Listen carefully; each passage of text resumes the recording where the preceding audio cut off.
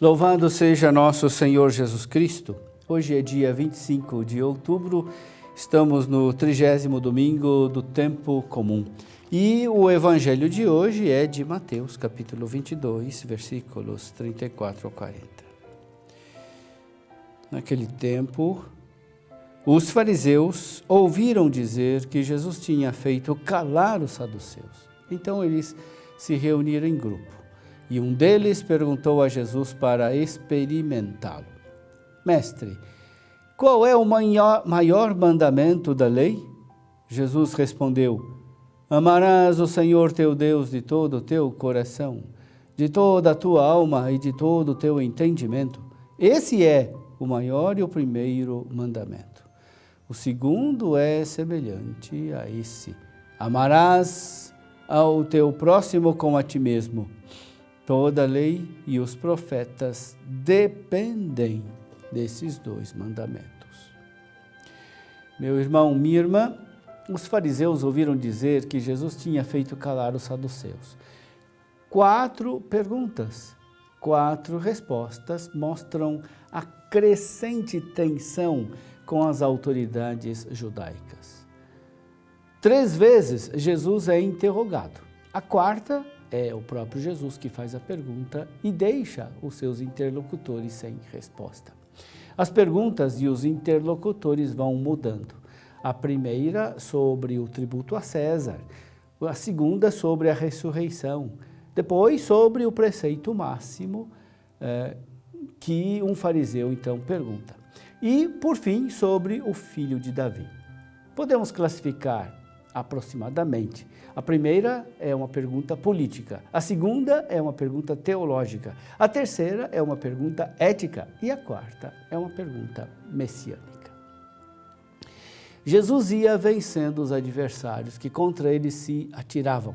Os fariseus ficaram tão impressionados que sentiram que o caso exigia outra reunião para traçar planos e mudar a estratégia. Por isso, resolvem atacar a teologia com o objetivo de desacreditar Jesus.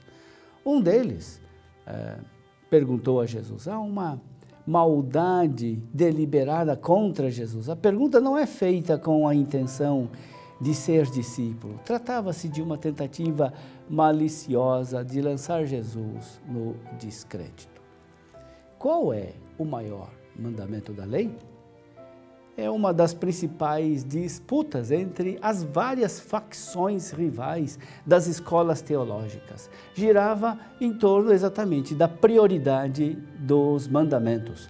Os fariseus enumeravam 248 preceitos afirmativos e 365 proibições. O doutor da lei certamente se orgulhava do seu conhecimento sobre essas questões e esperava deixar Jesus perplexo. Imaginava que Jesus era menos preparado do que ele por não ter frequentado suas escolas teológicas. A pergunta não se refere somente ao mandamento mais importante, mas busca o princípio que unifica a vida de Jesus e a sua missão. Jesus poderia ter, teoricamente, indicado diversas coisas como o mandamento mais importante. Por exemplo, o dízimo, as cerimônias, a observância do sábado, a oração e assim por diante. Mas Jesus diz: amarás o Senhor teu Deus. Tal como os marinheiros encontram sua posição pelo firmamento e descobrem o lugar que estão, tal como os aparelhos de GPS indicam a posição e a direção de uma viagem, esse primeiro mandamento nos revela quem somos, qual a nossa vocação e qual é o nosso destino. Como não somos, nem deveríamos ser, guiados pelas luzes de outros navios, assim a nossa existência não é guiada pelos outros. Caminhamos com os irmãos, mas não para eles.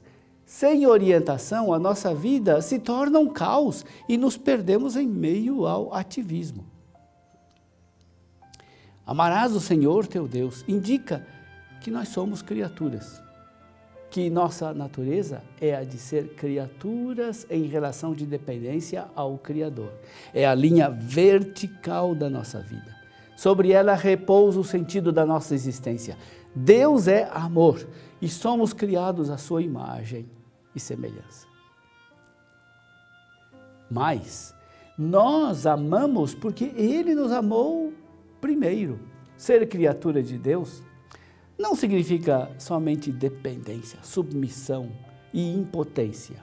É também nossa dignidade, grandeza, vocação, refletir o amor que Deus é. Coração, alma, entendimento. Para amar Deus é necessário o amor elevado ao seu mais alto grau, com tudo que há em nós e somos. Amar Deus é o maior, não somente no sentido de uma prioridade em relação aos outros mandamentos. É o maior no sentido de que ele dá o valor a toda a obediência. A vida assume significado porque Deus existe e é o destino da nossa existência e peregrinação nesta vida. Se removermos Deus, perderemos nossa estrela guia e o sentido de tudo. O amor é a base de todas as nossas ações humanas razoáveis e dignas. E o segundo mandamento que Jesus indica consiste exatamente nisso. Ensina que são incompatíveis a devoção a Deus e o abuso contra os nossos irmãos. O amor a Deus requer amor ao próximo. Amar o próximo significa tratá-lo como fim e não como meio. Significa que deve ser respeitado por aquilo que é devido ao valor de sua própria individualidade e pessoa, e não por causa do proveito e do benefício que podemos extrair de nossa amizade com ele. Amar o próximo como a ti mesmo. Cuidar de nós mesmos é algo muito intenso e espontâneo. Damos atenção à nossa alimentação, à nossa educação, queremos ocupar uma boa posição na sociedade, que sejam respeitados os nossos direitos, evitamos os acidentes e as doenças, até mesmo as coisas mais ínfimas, o perfume que a gente usa, as roupas que usamos, os objetos que compramos, o carro que dirigimos, essas coisas, quando estão relacionadas à nossa pessoa, se tornam coisas importantes para nós. Jesus nos ensinou que esse amor natural por nós deve ser transferido para os outros. Jamais seremos transformados segundo a imagem de Cristo enquanto não aprendemos a amar os outros com a mesma intensidade, com a mesma prontidão e a mesma espontaneidade com que amamos a nós mesmos. Jesus nos ensinou a manter esses dois amores unidos. O amor a Deus é o primeiro na ordem do preceito. O amor ao próximo é o primeiro na ordem prática.